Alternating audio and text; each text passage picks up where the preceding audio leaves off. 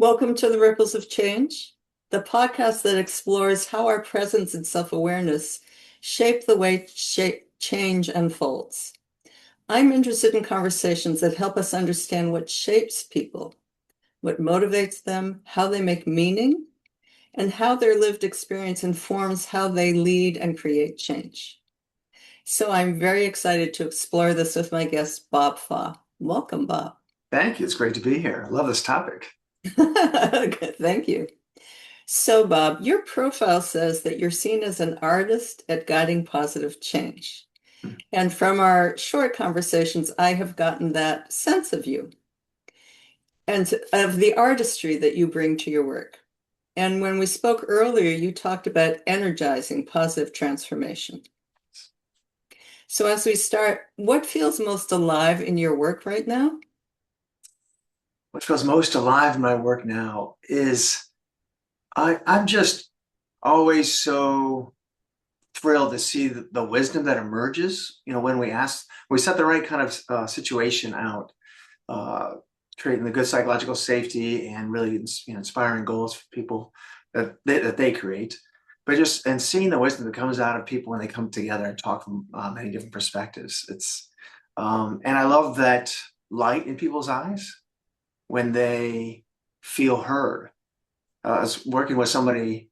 I'm doing a part of a large scale culture change process, and there was just one person who said, I almost left the organization, and then I was asked to be a part of this culture team, and he says now I absolutely love being here. And he's like, and 2 years after that, he got hired another part of the organization to be their culture leader. It was really, really cool to watch that dynamic from someone who's so cynical to eyes open and now is a leader on the forefront of that. Mhm. So, the wisdom you said about the wisdom that emerges in the room. Yes, yeah, yeah. So it's that collective wisdom. You and I have chatted about that before, where hearing multiple perspectives at different angles and really setting that atmosphere where we're listening to understand and to build on each other. Um, and one of the things that's so cool about it, so I mean, I've been doing specifically culture work for about 27 years, something like that. And one of the coolest things is I see that even though I've been doing this a long time, whatever I predict is going to happen is not true. I don't know what the best outcome is going to be or the best solutions. People come up with things that to me, I'm like, really? That's what you want to do? Okay. And they do it and it's fantastic. And that I think for me, when I hit a point in my career where I realized I didn't have the right answers and I didn't have to, that was a huge relief. And I think I gained a lot more humbleness about it.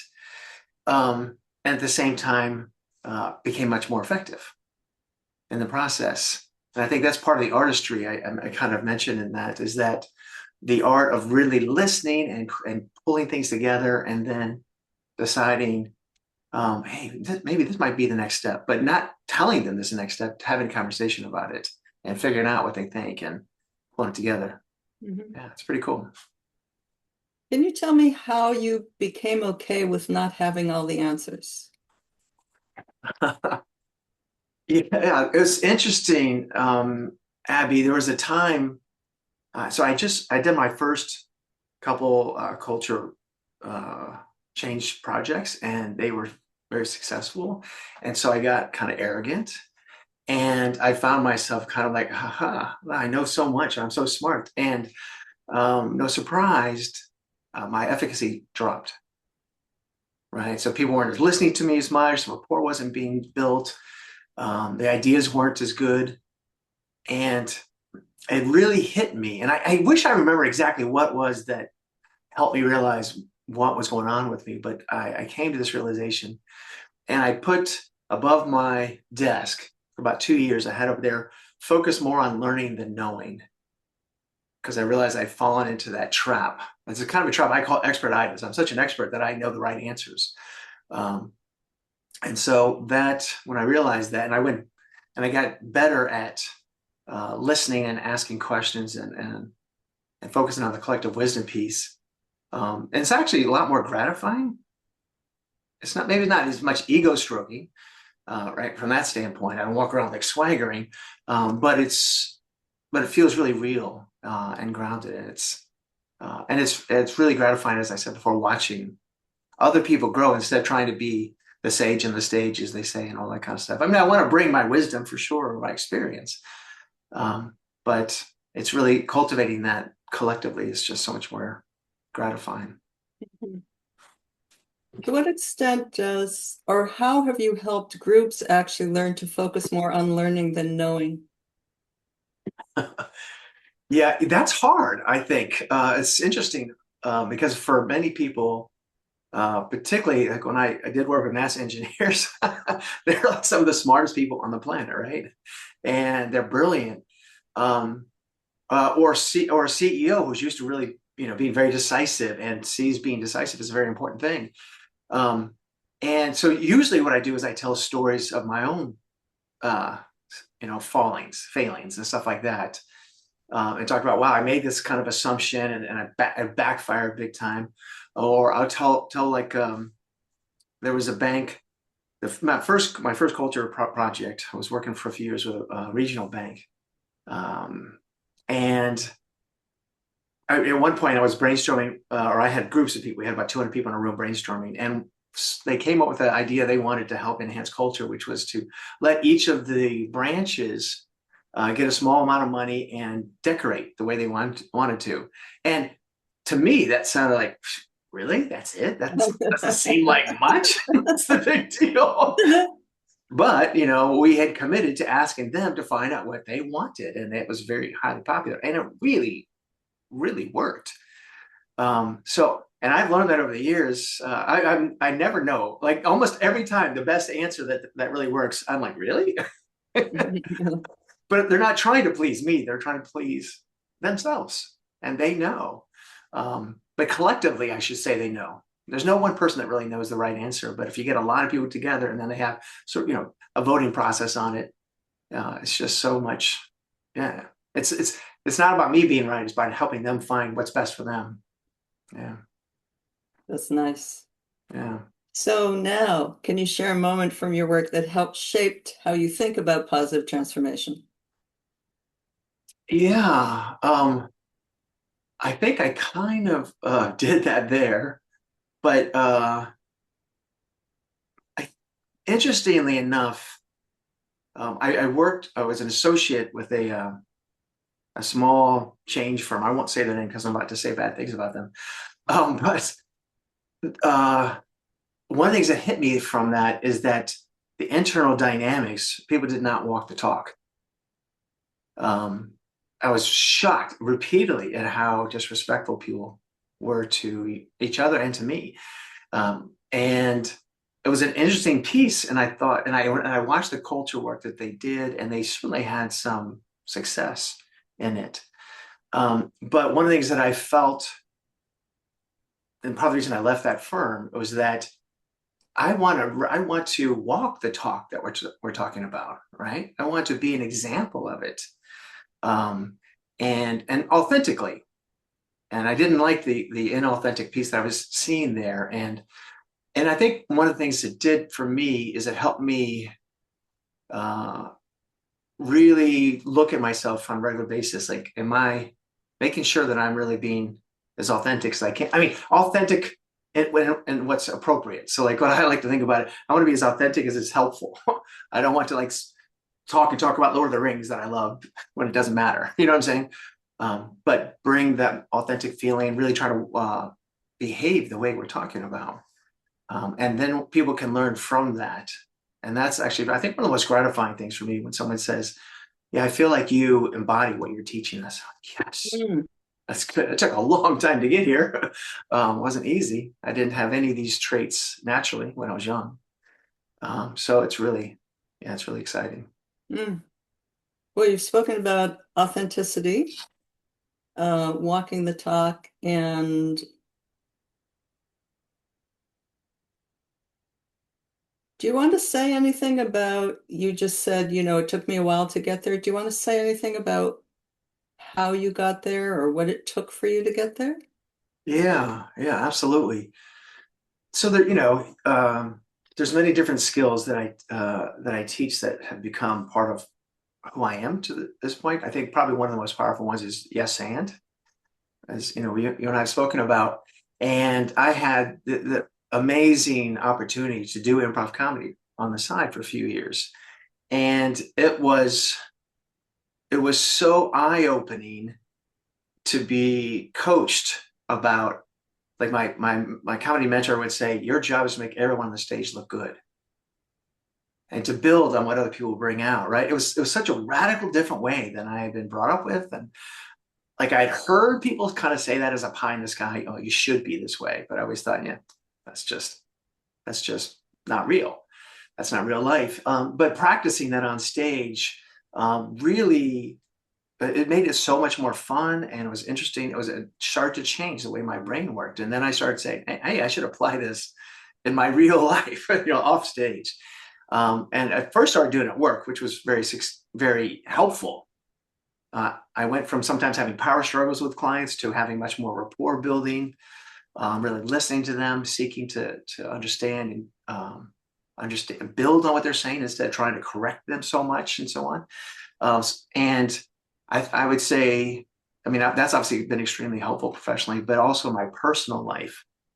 I used to be very sarcastic, and it's one of the things I got from doing comedy was that if the audience isn't laughing, it's not funny. It's just, right? It doesn't matter how witty I think I am. And so if I'm being sarcastic at a party and no one else is laughing, it's not funny. And if I'm being sarcastic with my partner and she's not laughing, it's not funny, right? So really I started changing the way I'm thinking about that and saying, hey, I want to make humor together instead of make humor at the expense of others. And the yes and really helped me to do that a lot more. And it's like, I had a partner where she used to be intimidated by how fast I would make jokes and puns and things like that. But when she made one little pun, I would just like, that's awesome. She said, it wasn't that good. I'm like, but the fact that we're playing together with it is great. And after a while, we started having like pun contests and just for fun, and we just celebrate each other's puns. And so I just find that life is so much richer when we celebrate each other's goodness, happiness, humor, whatever it is, and then build on it. Right? It's like I crave it myself, so why not help other people get that kind of information as well? It's a win-win situation, which is great, because like when I was younger, I did not know that was possible. So yeah, it's nice. There's many other things like therapy and all kinds of other stuff I've done that really help. But yeah, that's, I think, Well, one single point that's so powerful. right. The fact of finding improv is so amazing. When I discovered improv, I failed, Bob. I failed at improv. I mean, it's very tricky. It's a very unique skill. I mean, we were doing scene-based work, and I just couldn't figure it out. Right.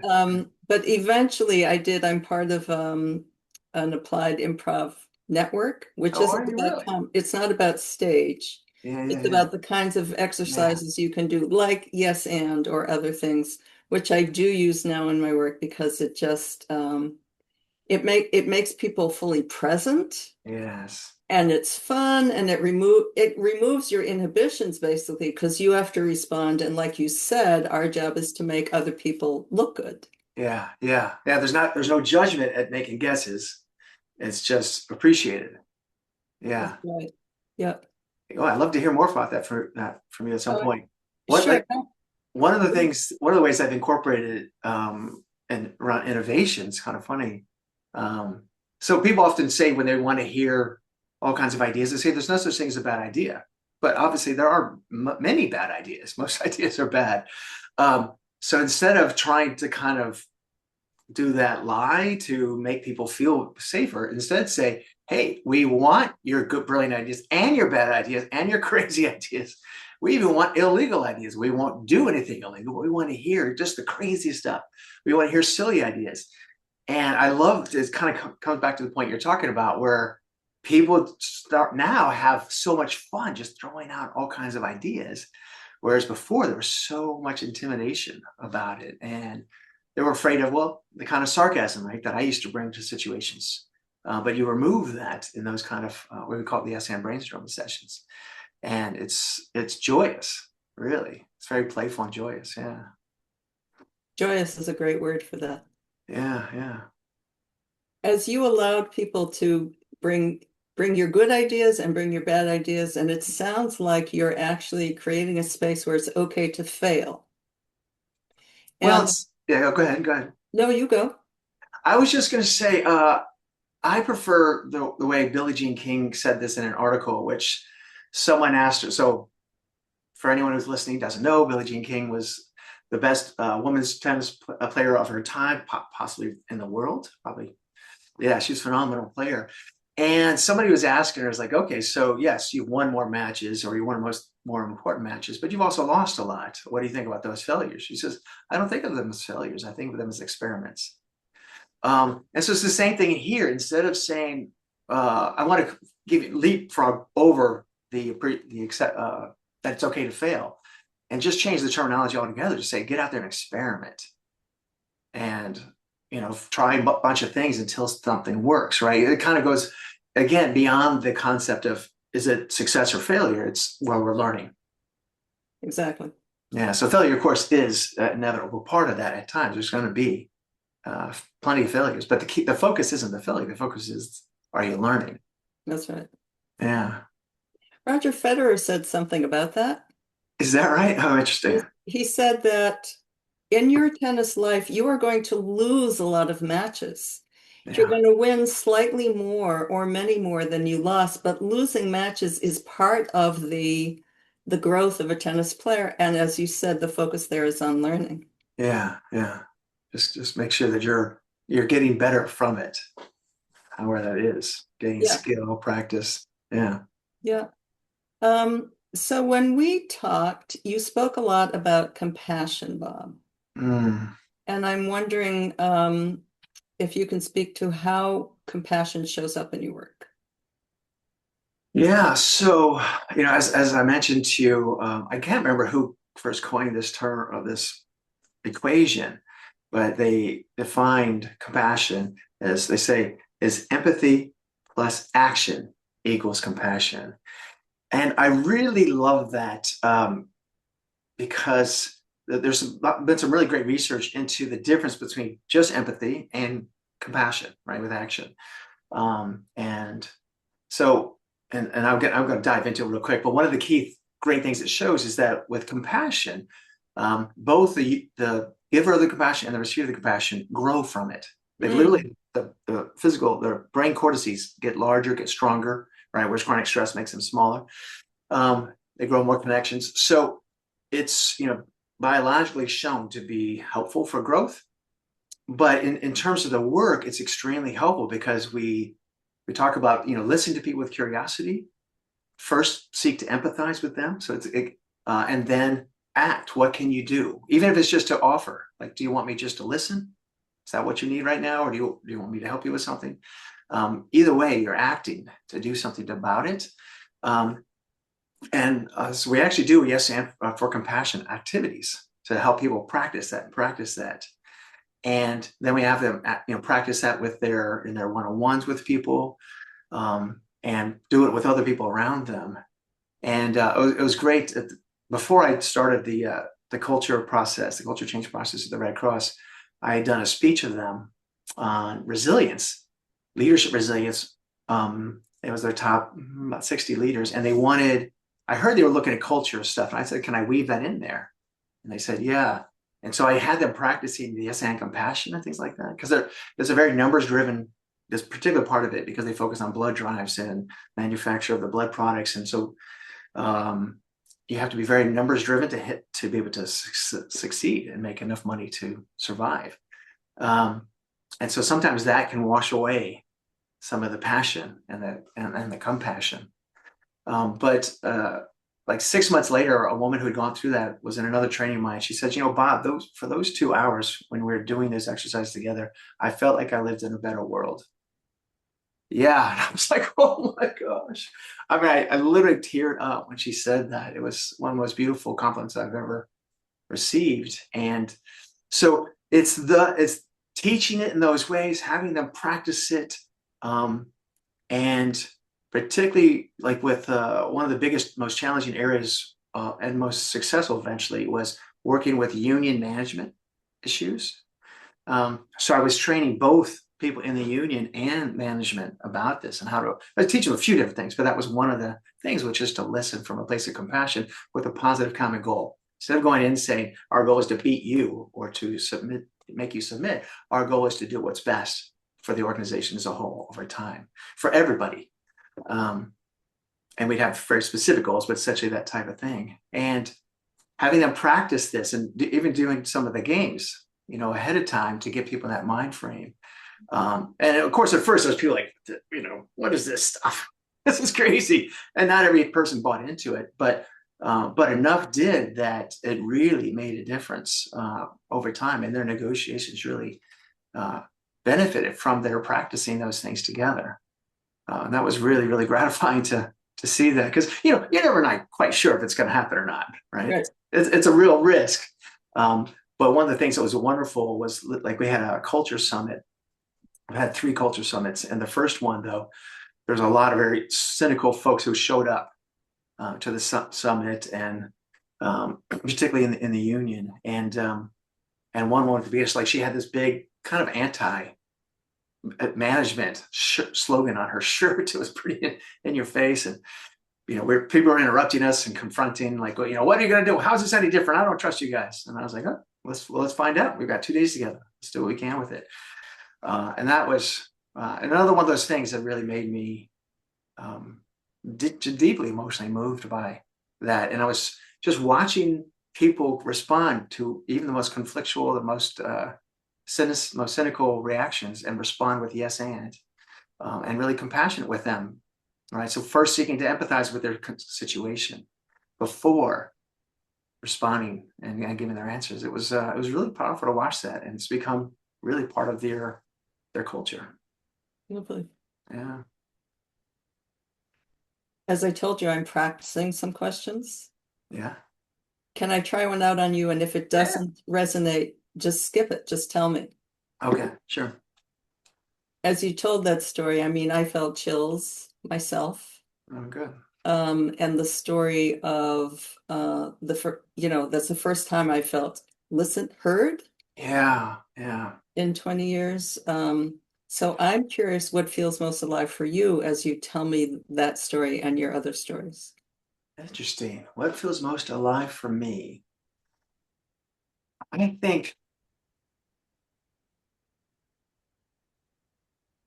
this goes pretty deep here, but I grew up with a lot of depression and trauma, and trying desperately to change my environment to make it safer, and feeling powerless. And I think even now, at 60, even having been a positive change agent for decades, I still, every time I see something like that, go, yes, we can help people around us. We can't make them change. We can't change them. But we can help people live better, and we can help people who want to relate better. And so I think there's something that's very, very alive for me, is that it's constantly changing my own brain. It's helping me continue to grow and repair, and sort of the dark recesses of my brain. So go, yeah, and let go of the feeling that I have to control things, and just because there's, like, you know, as you know, there's plenty of people that we can't change. I had someone go through a high, I won't say the company's name, but you know, very high level, very expensive leadership program. Like the majority of the class was having some great experiences and really using stuff. But one person the whole time refused to use any of these things and just said, no, just teach me how to get promoted. I don't want to lead. I don't want to, this leadership stuff is just too soft. And I was like, well, and I never could get through it the whole time. And I tried everything in the book, and nothing worked. So it's like, but it's okay. We don't have to control. We just do our best and focus on what we can do. And just trying to, you know, for in that situation, just keep yes anding her, because I wanted to yell at her. I wanted to say, what's wrong with you? But that's not going to be helpful to anybody. Mm-hmm. It's interesting that you said it's constantly changing my own brain. Yeah. and repair. You used the word repair. Yeah. And I'm wondering how you think your work, you've already mentioned the woman who says, it's the first time I felt heard. How do you think your work contributes to healing in the organization or systems level beyond, and if you can connect that to your sense of inner repair? Yeah, that is one of the most gratifying pieces that comes through here. And um, we talk about it openly. It depends on which organization I'm working with. Some are not as so sensitive or not as comfortable, but um, I'm pretty open with my past. I didn't used to be, but I got some feedback to give it a try, or prodding, and that if I do it appropriately, that people will open up more themselves and they'll feel more comfortable giving it a try. And truth is, everybody hurts from something, right? Regardless of what your life has been like. And so people being able to focus on the fact that everyone out there is going through something hard, right? Whether it's the loss of a pet to someone dying, or what sense of depression or drug addiction or whatever it is, everyone's going through challenges. And I find like being human about that and letting people kind of be open that those things are happening and practicing compassion. You see people not, I'm talking about the personal level, and you're asking about at the professional level, but I see people healing on both levels. Because truth is, we're the same person, of course, whether we're at home or whether we're at work, we're the same person. And I really have seen people talk about how they feel like their team is healing, right? From whether it's been rendered apart or frustrated or, and we don't talk about this, or I don't hear people talk about this much, but organizations go through trauma as well, right? So like the Red Cross is one of the most amazing organizations in the world, but they had to do major layoffs when the demand for blood dropped dramatically due to technological advances, right? So it's good news that the advances were like that, so less blood got wasted and all that, but it decimated many organizations that did that.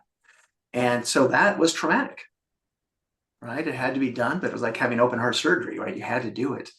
And so a lot of what we focus on is like, hey, we're actually helping the organization heal from, it's like having a car accident. You can't blame anybody in the organization, but they had to do what they had to do.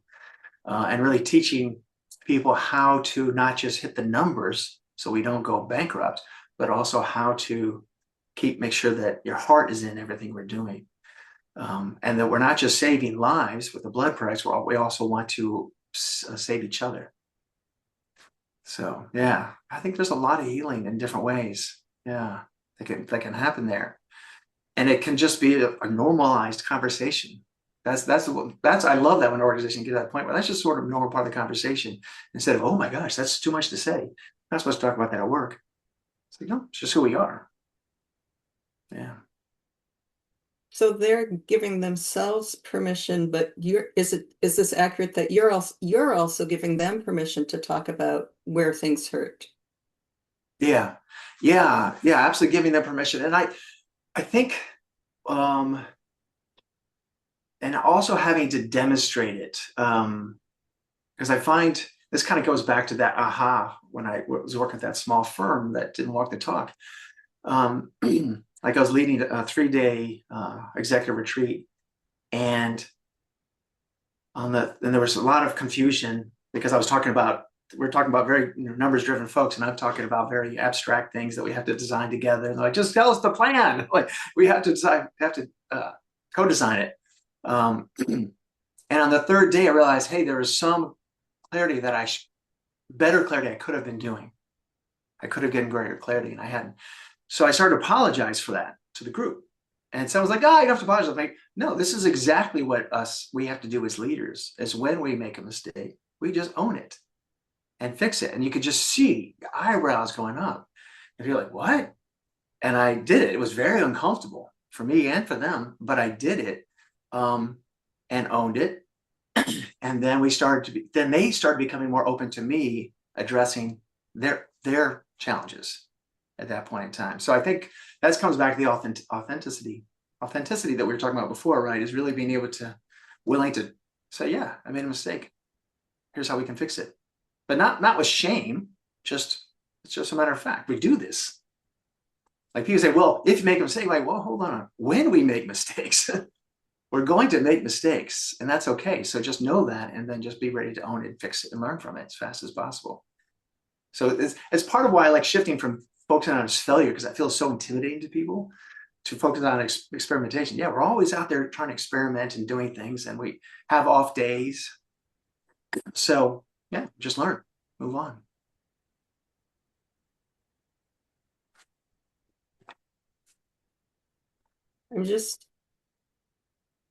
I'm noticing that there's a lot of empathy that you're talking about, both for yourself and for others. I don't want to ask you something too personal, but tell me if you would like to share this, which is you said that it was very uncomfortable for you and for them when you shared your own, apologizing. What enabled you to be able to share things that were uncomfortable for you?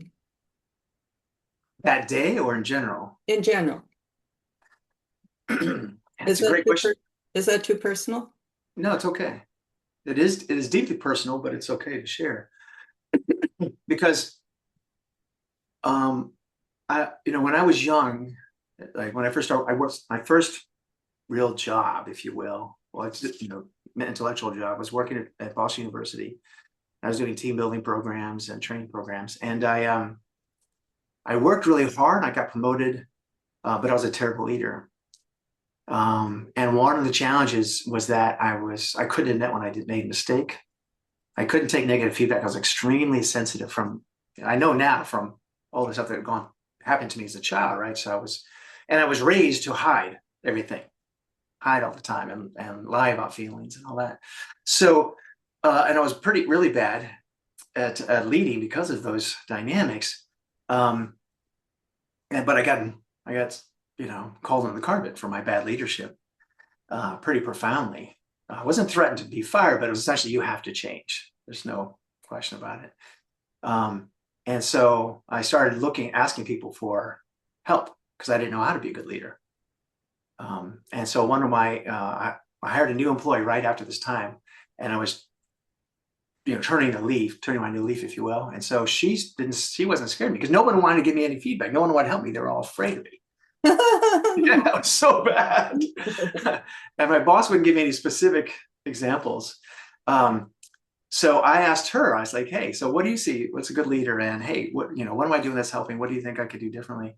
And she was just completely trusting. And it was really interesting. She's probably like 20, maybe 25.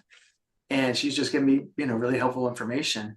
And so two major things help. So one, I talk about therapy, right? The more I healed internally, the less I was afraid of that. The second thing is I noticed that some of my colleagues took feedback so easily, or at least it seemed to me. And I was like, how do you do that? I literally would explode at people. I was so defensive. I was in so much pain. Any negative feedback felt like it was questioning my worth as a person, right? It felt so threatening to me. And I wish I could remember who gave me this insight, because it helped really change my life. But I walked away. Maybe it was a class I went to, a workshop or something, but I started looking at his feedback as a gift. And when someone would give me the feedback, ignore all the guff, ignore the BS, ignore the exaggerations, the you always do, right? All that stuff, and just focus on the gift. This is essentially a yes and, which I didn't know at the time because I hadn't been exposed to that. But listen, and just listen for that. So I had one time someone talk to me for like 5 minutes, like, rah, rah, you facilitators do this. And I wanted all the anger going on, whatever. And I kept calming myself down and saying, oh, what's the gift here? What's the gift? And when he finished, I said, okay, so it sounds like you need more advance notice. And he's like, yeah. Oh, okay. How much do you need? A week? Oh, well, we don't usually know until about 9-10 days in advance. How about 2 weeks? He said, I'm sorry. He wanted 2 weeks. And I said, how about 1 week? He said, okay. And I walked away going, holy smoke, I could have had this huge fight. But by practicing looking at it as a gift, I was actually able to ignore the other stuff. And the more, as you know, I'm a real brain geek, and the more I learned about neuroscience, the more I understood that people exaggerate when they're upset, and then they often cool down and forget their exaggerations. And so instead of getting into a fight over those things when someone else is angry, focus on the gift, thank them for that. And not every time, but I'd say about 9 times out of 10, both parties cool down and we can move on. And that's really helped me a lot. A lot. And to the point where I thank people now, say, wow, thank you. I really need to hear your perspective on that. So, yeah. That's so rich, Bob. Thank you. And there's so many things in that. I try and in my coaching to tell people that feedback is a gift because sometimes I'd rather hear it from you than from someone when there's higher stakes. Oh, yeah, good point. So tell me. Yeah, And the other thing is, if people are thinking something about me and they say it to one another, I want to know what they're saying. right. So the way that we can trick our brain into the giftness of the fact that it is a gift. Mm, Hmm. And the other piece about when you mentioned that, I'm not sure if you said that you took it personally. I can't remember the words you used, but this piece about there's me and then there's the feedback right. about Yeah, my behavior, and they're two different things. And can I do yeah. this kind of move? Are you familiar with the subject object move? Yes. Yeah, yeah, So making that object that I can look at and it's separate from me, because yeah. people who equate the feedback with me as a person, Mhm. then they're not going to be able to take it in a productive way. Yeah, Mm. yeah. That's right. And for people who can't separate those two, positive feedback can lead to the kind of arrogance I'd experienced. Right. So I had to, yeah, be able to say, and part of how I do that is to say, my goal, one of my top goals, is to get ever better at helping others go through positive transformation. So if they can give me any information that helps me get better at that, it's a Mm. gift. So I look at it as it's feeding that. Lovely. Yeah, and so I would say a majority of feedback is either useless or counterproductive. That's just what the research shows. That's what I've seen. And but instead of critiquing people for that, just try to empathize. Try to be curious about why they're saying what's going on. Even so, if I can learn something from it, that's great. And if I don't, at least they've been heard, and then they Right. feel safer coming back with something else when they're in a bit, when they're not angry, and they might have thought it through more carefully or something. The other thing I was struck by when you said I was in so much pain, and I think we don't recognize that in people, that Yeah, sometimes when they can't take in the feed, they are in pain. yeah. And if we recognize that, maybe we could have more empathy for them. Yeah, I agree. I agree. And there's some research done by the Neuro Leadership Institute that said about 80% of people surveyed in Fortune 500 companies, they say on their teams that feedback either doesn't work or it doesn't happen. And the neuroscience is very clear that it feels very threatening to people, which is, by the way, huge relief to me realize I wasn't the only one. Like, people used to tell me, you're so sensitive. I'm like, hey, wait a second, everybody's sensitive. I may have been more than average, but still. But that was a really normalizing for me. It was great. But because of it, I try to use more brain-friendly approaches to gathering information and improving. I don't even use the word feedback most of the time. So it's like, yeah. So instead, we talk about, hey, what are the things that worked really well, which of course is feedback. We're talking about that. Now we say, all right, next time, what else can we do to be even better? And so any of the negative things that we didn't like, we now can give suggestions on how to fix that. And I find with that, people are much more comfortable to share these things, and it's more brain friendly, as I say. That's sort of part of the Sparks tool I have, which is positive change questions that are more brain friendly. And I find it's just, yeah, it's so much easier. And I'll admit to you, part of the reason I've spent so much time focusing on positive approaches like this is for my own sensitivity because I couldn't handle it. And I needed a gentler approach. And over time, I realized, well, a lot of people out there needed a gentler approach. I had one client, great guy, very, very competent, but he's like, feedback, feed forward, whatever. It's just words, Bob. It doesn't really matter. I can take feedback any form. And I said, well, actually, last year we were doing this leadership training program for your group, and you didn't take feedback very well there. And he said, I did too. I'm like, see, it's like, oh, you're right. It was one of those experiential moments that I was glad he blew up because it gave me a chance to point it out. Because even though he is very confident and can take a lot of tough feedback, he still can get defensive. And so if you get the same information without and bypassing all the defensiveness, it's just much easier for everybody. Well, less fear for everyone, and information flows a lot more quickly. So, yeah. What sounds so unique in the way you present yourself and your story, Bob, is the parallel process that's going on between what you're recognizing in yourself and what the clients are recognizing in themselves, and what you are enabling by the work you're doing with them. And because you keep connecting back to, well, it's good for me too, and I learned from that. Yeah, that's a good point. Yeah, it's funny because I used to feel kind of embarrassed that I had to do these workarounds, but there was a tipping point where I realized this really is helping. Having to work through ways, around my sensitivity, because guess what? At least 10, 20, 30% of the people in any given room are trauma survivors, right? Of some form or another, and many times higher.